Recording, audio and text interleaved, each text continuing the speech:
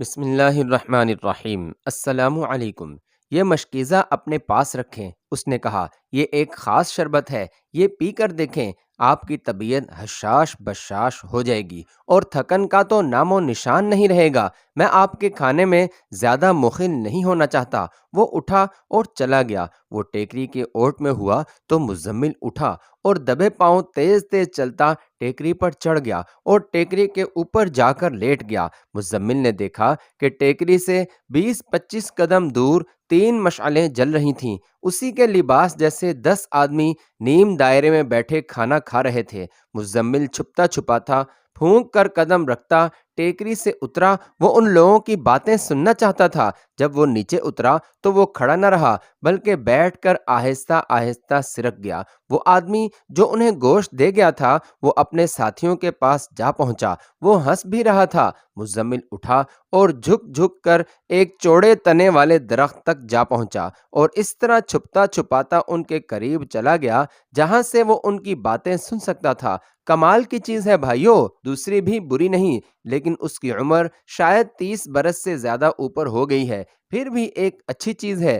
شیخ الجبل کی نظر کرم ہے بھائی، ایک نے کہا۔ یہ اسی کا کرم ہے کہ ہمیں سفر میں اتنی خوبصورت چیز مل گئی ہے، اب سوچو انہیں یہاں لائیں کیسے؟ ایک نے کہا۔ یہ اپنی چیزیں سمجھو بھائی، ایک اور بولا۔ 2 آدمی ہمارا کیا بگاڑ لیں گے، پہلے کھانا کھا لو اور انہیں بھی کھا لینے دو۔ مشکیزہ بھی انہیں ہمارا یار دے آیا ہے، تھوڑی دیر بعد انہیں اس دنیا کی ہوش بھی نہیں رہے گی۔ مزمل نے اور کوئی بات نہ سنی، اس کا شک رفع ہو گیا تھا۔ وہ جس طرح چھپتا چھپاتا وہاں تک پہنچا تھا اسی طرح دبے پاؤں جھکا جھکا ایک درخت سے دوسرے درخت تک اوٹ میں چلتا ٹیکری تک پہنچا اور ٹیکری کے اوپر جانے کے بجائے ایک طرف سے ٹیکری سے گھوما اور اپنے ساتھیوں تک پہنچ گیا۔ اس کی غیر حاضری میں شمونہ نے مشکیزہ کھولا اور پھر اسے سونگا تھا۔ اس کا تو لڑکپن اور نوجوانی کا زیادہ حصہ ان باطنیوں کے ساتھ اور حسن بن صباح کے ساتھ گزرا تھا۔ اس نے مشکیزہ سونگھا تو اٹھی اور مشکیزہ ندی میں انڈیل دیا۔ ہوشیار رہنا بھائی، مزمل نے کہا۔ شیخ الجبل کے آدمی ہیں، حسن بن صباح کے۔ اب یہ دیکھنا ہے کہ حسن بن صباح کے یہاں ان کی حیثیت کیا ہے اور یہ کہاں جا رہے ہیں۔ ہو سکتا ہے فدائی ہوں، لیکن ابھی یقین سے کچھ نہیں کہا جا سکتا، باطنی ہی معلوم ہوتے ہیں۔ شمونہ نے کہا۔ میں نے مشکیزہ کھول کر سونگھا، اس میں حشیش ملا ہوا شربت تھا۔ میں ندی میں انڈیل آئی ہوں۔ اب یہ آدمی آئے تو انہیں یہی بتائیں گے کہ ہم نے مشکیزہ خالی کر دیا ہے اور شربت واقعی اچھا تھا۔ ان کا گوشت بھی نہ کھاؤ، بن یونس نے کہا۔ اس میں بھی کچھ نہ کچھ ملا ہوا ہوگا۔ میں سمجھتا ہوں ان کی نظر شافیہ اور شمونہ پر ہے، ہم سے انہوں نے کیا لینا ہے۔ مزمل نے گوشت کے تمام ٹکڑے بیٹھے بیٹھے ندی میں پھینک دیے اور اپنا کھانا کھا لیا۔ اتنے میں ان 10 آدمیوں میں سے 3 آدمی آ گئے۔ مزمل اور بن یونس نے انہیں بیٹھنے کو کہا اور وہ تینوں بیٹھ گئے۔ مشکیزے والا شربت پی لیا ہے؟ ایک نے پوچھا۔ پی لیا ہے، مزمل نے جواب دیا اور مسکراتے ہوئے کہا۔ اس شربت نے ہمیں بتایا ہے کہ ہم اور تم آپس میں بھائی بھائی ہیں، ایسے 2 مشکیزیں اور دے دو، ہم وہ بھی پی جائیں گے۔ مزمل نے ان کے ذرا قریب سرک کر رازدارانہ لہجے میں کہا۔ ہم شہدر سے آ رہے ہیں اور شیخ الجبل کے پاس جا رہے ہیں۔ ہم دونوں بھی فدائی ہیں اور اس لڑکی کو شیخ الجبل کی خدمت میں پیش کرنا ہے۔ تم لوگ محاصرے سے کس طرح نکل آئے ہو؟ ایک سفید پوش نے پوچھا۔ ہم محاصرے سے 1 روز پہلے نکلے تھے، مزمل نے کہا۔ محاصرے کی اطلاع تو ہمیں پہلے ہی مل چکی تھی۔ شیخ الجبل امام حسن بن صباح کے پیر و مرشد عبد الملک بن عطاش نے ہمیں ایک پیغام دے کر امام کی طرف بھیجا ہے۔ پیغام کیا ہے؟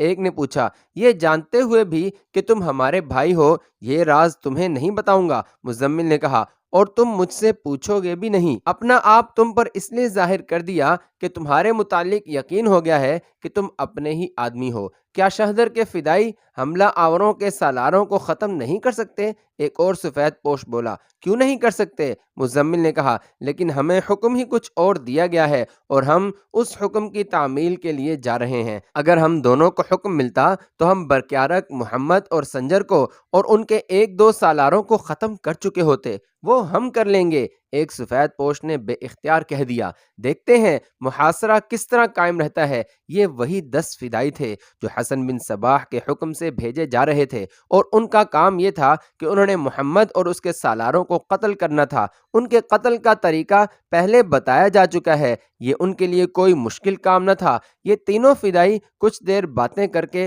اور اپنی اصلیت بے نقاب کر کے چلے گئے۔ ان کے جانے کے بعد مزمل نے اپنے ساتھیوں کو بتایا کہ آج رات سونا نہیں، بتایا نہیں جا سکتا کہ آج رات کیا ہو جائے۔ اس رات بہت کچھ ہو گیا۔ انہوں نے مشعلیں جلتی رکھیں۔ انہیں جلائے رکھنے کا ایک مقصد یہ تھا کہ درندے آگ کے قریب نہیں آتے۔ اس کے علاوہ انہیں روشنی کی ضرورت تھی۔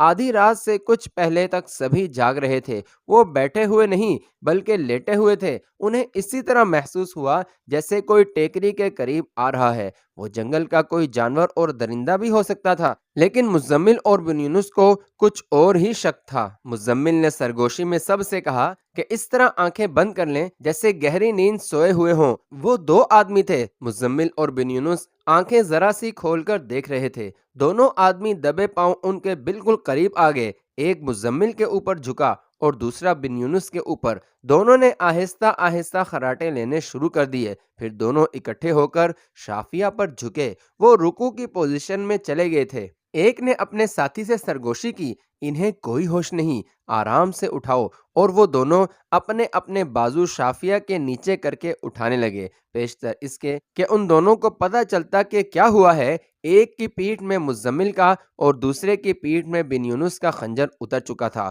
ان دونوں نے ان پر ایک ایک اور وار کیا اور پھر دونوں کو گھسیٹ کر ندی میں پھینک دیا۔ ندی تو ایسی گہری نہیں تھی، لیکن پہاڑی ندی ہونے کی وجہ سے اس کا بہاؤ بڑا تیز تھا۔ ندی چند قدم ہی دور تھی۔ مزمل اور بن یونس بڑے اطمینان سے آ کر پھر اسی طرح لیٹ گئے۔ زیادہ دیر نہیں گزری تھی کہ 3 اور سفید پوش آ گئے۔ انہوں نے بھی وہی کاروائی کی جو پہلے ان کے 2 ساتھی کر چکے تھے۔ ان میں سے بھی ایک نے سرگوشی کی کہ یہ ہوش میں معلوم نہیں ہوتے۔ دوسرے نے سرگوشی میں کہا، معلوم نہیں وہ دونوں کہاں چلے گئے ہیں۔ پھر یہ بھی شافیہ کو اٹھانے کے لیے جھکے اور پھر مزمل اور بن یونس کے خنجر حرکت میں آ گئے۔ وہ تینوں فدائی تھے جو زندگی اور موت کو کچھ بھی نہیں سمجھتے تھے، لیکن ان کے ساتھ جو ہوا وہ ان کے لیے غیر متوقع تھا۔ اگر انہیں معلوم ہوتا یا ذرا سا بھی شک ہوتا تو وہ اپنے ہتھیار ہاتھوں میں تیار رکھتے، لیکن ان پر جو حملہ ہوا وہ اچانک تھا۔ مزمل بھائی، بن یونس نے کہا، اب باقی جو 5 رہ گئے ہیں ان کا انتظار یہاں نہ کرو، چلو ان لڑکیوں کو بھی تلوار یا خنجر دو۔ پہلے وہ آئے تھے، اب ہم چلتے ہیں۔ بیشتر اس کے کہ باقی 5 یا ان میں سے 2-3 آتے۔ ان چاروں نے جلدی جلدی سے ایک سکیم تیار کر لی اور سامنے والے ٹیکری کے اوپر چلے گئے۔ دونوں لڑکیوں کے ہاتھوں میں تلواریں تھیں۔ مزمل اور بن یونس خنجروں سے مسلح تھے۔ مزمل کی قیادت میں اس کے ساتھی چھپتے چھپاتے آگے بڑھتے گئے اور اتنے آگے چلے گئے جہاں سے وہ ان کی باتیں سن سکتے تھے۔ وہ اپنے ساتھیوں کی باتیں کر رہے تھے۔ ایک نے کہا کہ معلوم ہوتا ہے ہمارے اپنے بھائی ہمیں ایک لڑکی کے پیچھے دھوکہ دے رہے ہیں، سب چلو اور ان کو دیکھتے ہیں۔ ایک نے کہا اگر وہ کوئی گڑبڑ کر رہے ہوں تو انہیں یہیں ختم کر دیں گے۔ پانچوں چل پڑے۔ مزمل اور اس کے ساتھی وہیں جھاڑیوں کے پیچھے چھپ گئے۔ وہ پانچوں ان کے قریب سے گزرے۔ مزمل کے اشارے پر سب نے ان پر خنجروں اور تلواروں سے حملہ کر دیا۔ مزمل کی بدقسمتی کہ اس کا پاؤں کسی جھاڑی یا درخت کی جڑ کے ساتھ اٹک گیا اور وہ منہ کے بل گرا۔ اس کے ساتھیوں نے حملہ بھرپور کیا تھا، لیکن ان 5 سفید پوشوں میں سے ایک الگ ہو گیا اور وہ مزمل کے قریب اس حالت میں آیا کہ مزمل اٹھ رہا تھا۔ اس سفید پوش فدائی نے بڑی تیزی سے اپنا خنجر نکالا اور مزمل پر وار کیا۔ مزمل نے وار تو بچا لیا، لیکن خنجر اس کے دائیں کندھے میں اتر گیا اور یوں لگا جیسے ہنسلی کٹ گئی ہو۔ مزمل نے جوابی وار ایسا کیا کہ فدائی پاؤں پر کھڑا نہ رہ سکا۔ مزمل نے بڑی تیزی سے 2-3 خنجر مارے اور اسے گرا لیا۔ اس کے ساتھیوں نے باقی 4 کو گرا لیا اور ان سب پر اتنے وار کیے گئے کہ ان کا زندہ رہنا ممکن ہی نہ رہا۔ انہوں نے بہت بڑا اور خطرناک شکار مارا تھا، لیکن مزمل ایسا زخمی ہوا کہ اس کا خون امٹ امٹ کر باہر آ رہا تھا۔ وہ اب آگے سفر کے قابل نہیں رہا تھا۔ بن یونس نے اس کے زخم میں کپڑا ٹھوس کر اوپر ایک اور کپڑا باندھ دیا، اور سب نے فیصلہ کیا کہ یہیں سے اور اسی وقت واپسی کا سفر اختیار کیا جائے تاکہ دوپہر تک وسم کوہ پہنچ جائیں۔ مزمل کا اتنا زیادہ خون ضائع نہیں ہونا چاہیے تھا۔ انہوں نے اسی وقت رخت سفر باندھا اور واپسی کے سفر کو روانہ ہو گئے۔ انہوں نے ان 10 فدائیوں کا سامان دیکھا ہی نہیں، نہ ہی اسے یہ ہاتھ لگانا چاہتے تھے، البتہ ان کے گھوڑے اور ہتھیار اپنے ساتھ لے گئے۔ یہ ان کا مال غنیمت تھا۔ انہیں غالباً یہ اندازہ نہیں ہوگا کہ انہوں نے ان 10 فدائیوں کو قتل کر کے شاہدر کے محاصرے میں کیسی جان ڈال دی ہے۔ یہ 10 فدائی وہاں پہنچ جاتے تو محمد بھی نہ ہوتا اور وہاں کے سالار بھی مارے جاتے، پھر محاصرے نے بری طرح ناکام ہونا تھا۔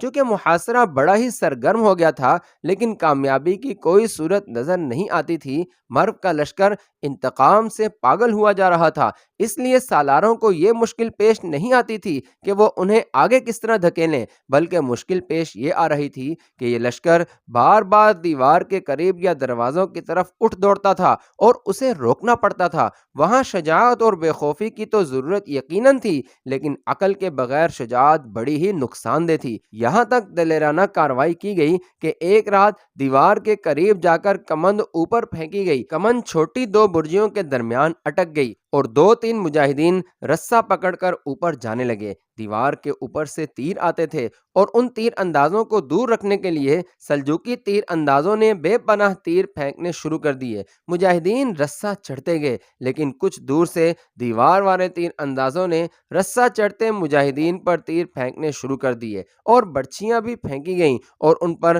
جلتی ہوئی مشعلیں بھی پھینکی گئیں۔ مجاہدین زخمی بھی ہوئے اور 2 کے کپڑوں کو آگ لگ گئی۔ اگر اس آگ کے باوجود اوپر ہی جاتے رہتے تو تیسرے کو بھی آگ لگ سکتی تھی۔ بہرحال اوپر جانا ممکن نہ رہا، اور یوں کچھ مجاہدین شدید زخمی ہو کر رسے سے اتر آئے۔ شہر کے 2 اطراف پہاڑی تھی، اس طرف بھی تیر اندازوں کو لے جایا گیا، لیکن وہاں مشکل یہ تھی کہ پہاڑی کے دامن اور شہر کی دیوار کے درمیان بہت تھوڑا فاصلہ تھا۔ مجاہدین پہاڑی پر چڑھتے تھے تو شہر پناہ کے تیر انداز ان پر تیروں کی بارش برسا دیتے تھے۔ دروازے توڑنے کی بھی کوشش کی گئی۔ مجاہدین کلہاڑوں سے توڑنے کے لیے دروازوں تک پہنچ گئے، لیکن آدھے ہی زندہ واپس آ سکے۔ دروازہ توڑنے کا ایک اور طریقہ بھی اختیار کیا گیا، وہ یہ تھا کہ درختوں کے بہت وزنی ٹہن کاٹے گئے اور ان کی شاخیں وغیرہ بھی اتار دی گئیں، اور بے شمار مجاہدین نے ایک ٹہن کو کندھوں پر اٹھایا اور دوڑتے ہوئے ایک دروازے تک گئے اور اس ٹہن کا اگلا سرا دروازے پر مارا۔ دروازے اتنے مضبوط تھے کہ ٹوٹ نہ سکے۔ توڑے تو جا سکتے تھے، لیکن اوپر سے برچیاں اور تیر آتے تھے۔ آخر منجنیقیں استعمال کی گئیں۔ یہ سب چھوٹی منجنیقیں تھیں جن میں زیادہ وزنی پتھر نہیں ڈالے جا سکتے تھے۔ بہرحال ہر منجنیق 1 من وزنی پتھر پھینک سکتی تھی۔ شہر پناہ کے ارد گرد گھوم پھر کر دیکھا گیا کہ شاید کہیں سے ذرا سی دیوار کمزور ہو۔ ایسی 2-3 جگہیں دیکھی گئیں اور منجنیقوں سے وہاں پتھر مارے گئے، لیکن دیوار اس قدر چوڑی تھی کہ اس میں شگاف ڈالنا ممکن ہی نہیں تھا۔ ادھر قلعہ الموت میں حسن بن صباح بیچ و تاب کھا رہا تھا۔ وہ صبح شام اس خبر کا منتظر رہتا تھا کہ اس کے ان 10 فدائیوں نے، جنہیں اس نے خود بھیجا تھا، محمد اور اس کے تمام سالاروں کو قتل کر دیا ہے اور خودکشی کر لی ہے۔ لیکن 1 مہینے سے زیادہ عرصہ گزر گیا تھا اور اسے ایسی کوئی خبر نہیں مل رہی تھی۔ اسے شاہدر کے اندر سے خبر نہیں جا سکتی تھی، کیونکہ شہر محاصرے میں تھا۔ اسے باہر کے جاسوس خبریں پہنچاتے تھے۔ وہ یہ جواز تو قبول کرتا ہی نہیں تھا کہ قتل کا موقع نہیں مل سکا۔ اس نے آخر اپنے جاسوس بھیجے اور کہا کہ ان 10 فدائیوں کا سراغ لگاؤ، وہ کہاں چلے گئے ہیں، انہیں پتہ نہ چلنے دو، درِ پردہ یہ معلوم کرو کہ انہوں نے ابھی تک اپنا کام کیوں نہیں کیا۔ اس کے جاسوس قلعہ الموت سے شاہدر کے مضافات میں پہنچ گئے۔ انہوں نے بہت تلاش کیا، مر بھی گئے اور رہ بھی گئے، لیکن وہ 10 فدائی انہیں کہیں نظر نہ آئے۔ آخر کسی اور نے جنگل میں سے گزرتے بکھری ہوئی ہڈیاں دیکھیں اور سفید امامے، پھٹی ہوئی عبائیں بھی بھی دیکھیں کچھ اور نشانیاں بھی وہاں موجود تھیں، کھوپڑیاں دیکھیں تو یہ پوری نہیں تھیں، یہ حسن بن صباح کے 10 فدائی ہی ہو سکتے تھے جن کی لاشیں درندوں اور گدھوں نے کھا لی تھیں۔ کچھ اور نشانیاں بھی مل گئیں اور حسن بن صباح کو اطلاع دی گئی کہ فدائی اپنے ہدف تک پہنچ ہی نہیں سکے تھے۔ تاریخ میں شہادت ملتی ہے کہ ضعیف العمر عبد الملک بن عطاش کسی وقت دیوار پر جا کھڑا ہوتا اور دونوں ہاتھ آسمان کی طرف اٹھا کر بلند آواز سے منہ سے عجیب و غریب آوازیں نکالتا رہتا اور سلجوقی لشکر کی طرف پھونکیں مارتا رہتا تھا۔ معلوم ہوتا ہے کہ اس کا سفل علم یا اس کا جو کوئی عمل اس کے ہاتھ میں تھا ناکام ہو چکا تھا۔ وہ یہ فقرہ بار بار کہا کرتا تھا، دشمن آنکھوں سے اندھا نہ ہوا تو عقل سے اندھا ضرور ہو جائے گا۔ محاصرے کو 3-4 مہینے گزر گئے تو شاہدر والوں نے ایک بڑی دلیرانہ کارروائی شروع کر دی۔ رات کے وقت شہر کا کوئی ایک دروازہ کھلتا اور اس میں سے 200 یا 300 آدمی برچھیوں اور تلواروں سے مسلح بڑی ہی تیزی سے باہر نکلتے اور بالکل سامنے سلجوقی لشکر پر ٹوٹ پڑتے۔ جس قدر نقصان کر سکتے کر کے اسی تیزی سے واپس چلے جاتے تھے۔ ان کا اپنا جانی نقصان تو ہوتا تھا لیکن سلجوقی لشکر کا جانی نقصان کئی گنا زیادہ ہو جاتا تھا۔ بے شمار سلجوقی شدید زخمی بھی ہو جاتے تھے۔ تیسری چوتھی رات شہدر کے اندر سے ایسا ہی حملہ اچانک آتا اور پھر واپس چلا جاتا تھا۔ ان کا انداز بگولے جیسا ہوتا تھا۔ یہ دلیرانہ کارروائی 1.5-2 مہینے چلتی رہی۔ آخر محمد نے دیکھا کہ محاصرہ طول پکڑ رہا ہے اور ذرا سی بھی کامیابی نہیں ہو رہی تو اس نے حکم دیا کہ منجنیقیں شہر کے ارد گرد لگا کر کم وزنی پتھر شہر کے اندر پھینکے جائیں اور اس کے ساتھ ہی فیتے والے تیر آگ لگا کر مسلسل اندر پھینکے جاتے رہیں۔ 2-3 مورخوں نے یہ بھی لکھا ہے کہ شہر سے جو آدمی حملہ کرنے کے لیے باہر آتے تھے ان میں سے بعض اتنے زخمی ہوتے تھے کہ واپس نہیں جا سکتے تھے۔ ان سے پوچھا گیا تو انہوں نے بتایا کہ شہری محاصرے سے تنگ آ چکے ہیں اور وہ چاہتے ہیں کہ محاصرہ جلدی ٹوٹ جائے یا شہر محاصرہ کرنے والوں کے حوالے کر دیا جائے۔ شہری ضروریات زندگی سے محروم ہو گئے تھے اور زیادہ نقصان تاجروں اور دکانداروں کا ہو رہا تھا جنہیں باہر سے مال مل ہی نہیں رہا تھا۔ مورخوں نے لکھا ہے کہ یہ تھی وجہ کہ محمد نے شہریوں کو اور زیادہ پریشان کرنے کے لیے شہر پر پتھر اور فیتے والے آتشی تیر برسانے شروع کر دیے تھے۔ محاصرے کو 8-9 مہینے ہو چلے تھے۔ ایک صبح شہر کا ایک دروازہ کھلا اور ایک آدمی باہر آیا جس کے ہاتھ میں سفید جھنڈا تھا۔ باہر آتے ہی اس کے پیچھے دروازہ پھر بند ہو گیا۔ یہ آدمی سلجوقی لشکر کے قریب آ گیا اور اس نے بلند آواز سے کہا کہ وہ سلجوقی سلطان کے لیے ایک پیغام لایا ہے۔ ایک سالار کو جو وہاں کہیں قریب ہی تھا اطلاع دی گئی۔ سالار آیا اور وہ اس آدمی کو سلطان محمد کے پاس لے گیا۔ پیغام قلعے کے حاکم احمد بن عبد الملک کی طرف سے تھا۔ اس نے لکھا تھا کہ ہم لوگ تمہارے ایک اللہ اور ایک رسول اور ایک قرآن کو مانتے ہیں اور ہم یہ بھی مانتے ہیں کہ محمد اللہ تعالیٰ کے آخری رسول ہیں صلی اللہ علیہ وسلم۔ اس کے بعد ہم شریعت کی پوری پابندی کرتے ہیں۔ پھر کیا وجہ ہے کہ ہمیں آزادی سے زندہ رہنے کا حق نہیں دیا جا رہا؟ ہمارا اختلاف صرف امامت پر ہے۔ آپ ہمارے امام کو نہیں مانتے تو یہ اتنی بڑی بات نہیں، کیونکہ امام نبی یا رسول نہیں ہوتا۔ پھر ہم اطاعت تو قبول کرتے ہیں، تو کیا شریعت میں جائز ہے کہ ایک ہی مذہب کا ایک فرقہ اطاعت قبول کر لے تو اسے ظلم و تشدد کا نشانہ بنایا جائے اور اسے جینے کے حق سے محروم رکھا جائے؟ چونکہ اس پیغام میں اطاعت کا ذکر بھی تھا اس لیے محمد نے اپنا رویہ کچھ نرم اور صلح جو کر لیا، لیکن اس میں چونکہ مذہب کا ذکر بھی تھا اس لیے محمد نے بہتر سمجھا کہ علماء سے فتویٰ لے لیا جائے۔ محمد نے پیغام کا جواب دیا کہ وہ اپنے علماء دین سے فتویٰ لے کر فیصلہ کرے گا۔ اس وقت ایک بڑے ہی مشہور عالم دین تھے جن کا نام شیخ ابو الحسن علی بن عبد الرحمن سمنجانی تھا۔ انہوں نے فتویٰ دیا کہ باطنی اسلام کا فرقہ نہیں بلکہ ان کے عقائد خلاف اسلام ہیں اور ان کے اعمال ایسے ہیں کہ ان کا قتل واجب ہے، اور حالات و واقعات گواہ ہیں کہ باطنی قتل و غارت گری میں یقین رکھتے ہیں اور ان میں ابلیسیت کا عنصر غالب ہے۔ انہوں نے فتوے میں یہ بھی لکھا کہ باطنی اپنے امام کا حکم مانتے ہیں اور شریعت کو الگ رکھتے ہیں۔ یہ فرقہ ان چیزوں کو بھی حلال قرار دیتا ہے جو شریعت اسلامی کی روح سے حرام قرار دی جا چکی ہیں، لہٰذا اس فرقے کو بخشنا اسلام کے حق میں نہیں۔ محمد نے نے یہ فتویٰ شہدر میں احمد بن عبد الملک کی طرف بھیج دیا۔ شہر کے اندر سے ایک اور پیغام آیا جس میں لکھا تھا کہ حاکم قلعہ درخواست کرتا ہے کہ سلجوقی سلطان اپنے علماء دین کو شہر کے اندر بھیجے تاکہ باطنیوں کے علماء کے ساتھ بحث و مباحثہ ہو سکے اور پھر یہ معاملہ کسی نتیجے پر پہنچایا جائے۔ اس وقت اصفہان کے قاضی ایک عالم دین قاضی ابو العلا سعید بن یحییٰ تھے جو شیخ الحنفیہ تھے۔ محمد نے انہیں شہدر بلوایا۔ قاضی بن یحییٰ آئے تو محمد نے انہیں بتایا کہ انہیں شہدر کے اندر حاکم شہر کے پاس بھیجا جا رہا ہے۔ متعدد مورخوں نے لکھا ہے کہ اصفہان کے اس قاضی کو شہدر میں احمد بن عبد الملک کے اس مطالبے پر بھیجا گیا تھا کہ اس نے جو مسئلہ پیش کیا تھا اس مسئلے پر شہدر کے علماء سے بحث کرنی تھی تاکہ کسی نتیجے پر یا کسی فیصلے پر پہنچا جائے۔ قاضی سعید بن یحییٰ 4 محافظوں کو ساتھ لے کر شہر کے اندر چلے گئے۔ توقع تو یہ تھی کہ ان کا سارا دن شہر میں ہی گزر جائے گا کیونکہ مسئلہ بڑا نازک اور پیچیدہ تھا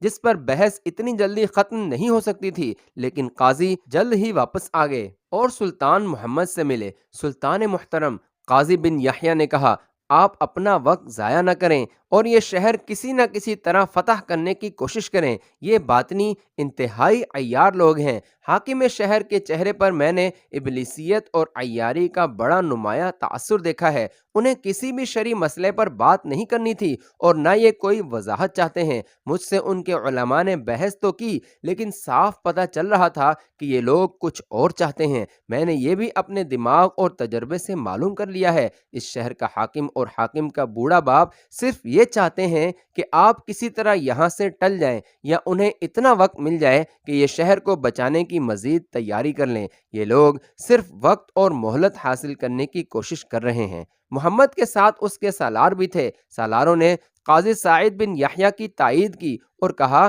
کہ ان باطنیوں کو مزید مہلت نہ دی جائے۔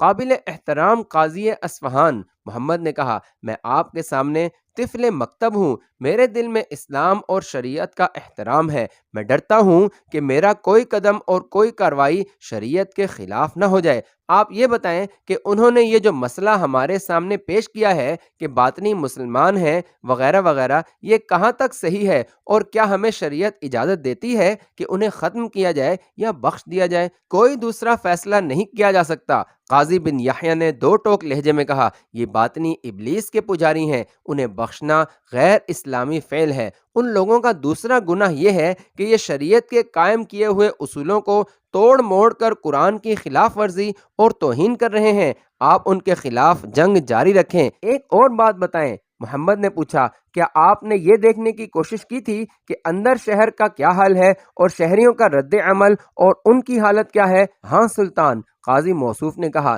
یہ تو مجھے صاف طور پر پتہ چل گیا ہے کہ شہر کی حالت بہت بری ہے اور شہری شہر کے حاکم کے پیچھے بری طرح پڑے ہوئے ہیں کہ محاصرہ کسی نہ کسی طرح ختم کروایا جائے۔ یہ بات حاکم شہر نے خود بھی کہی ہے۔ اس نے انداز تو اپنا ہی اختیار کیا تھا لیکن میں اصل بات سمجھ گیا۔ اس نے کہا تھا کہ شہر میں گھوم پھر کر دیکھیں، آپ لوگوں نے اتنی سنگ باری کی ہے کہ کئی مکان ٹوٹ پھوٹ گئے ہیں اور لوگوں نے گھروں میں بیٹھنا اور سونا چھوڑ دیا ہے۔ اس نے یہ بھی کہا تھا کہ آتشی تیروں نے کئی مکان جلا ڈالے ہیں۔ اس نے یہ بھی کہا کہ شہر کا امن و امان ختم ہو چکا ہے اور نوبت فاقہ کشی تک پہنچ رہی ہے۔ میں نے شہر کی یہ حالت اپنی آنکھوں سے دیکھی ہے۔ حاکم شہر وقت اور مہلت چاہتا ہے کہ اس کے شہری ذرا سانس لے لیں اور ان کا تعاون حاصل کر لیا جائے۔ اس کے ساتھ ہی حاکم شہر آپ کو دھوکہ دے کر باہر سے رسد منگوانا چاہتا ہے۔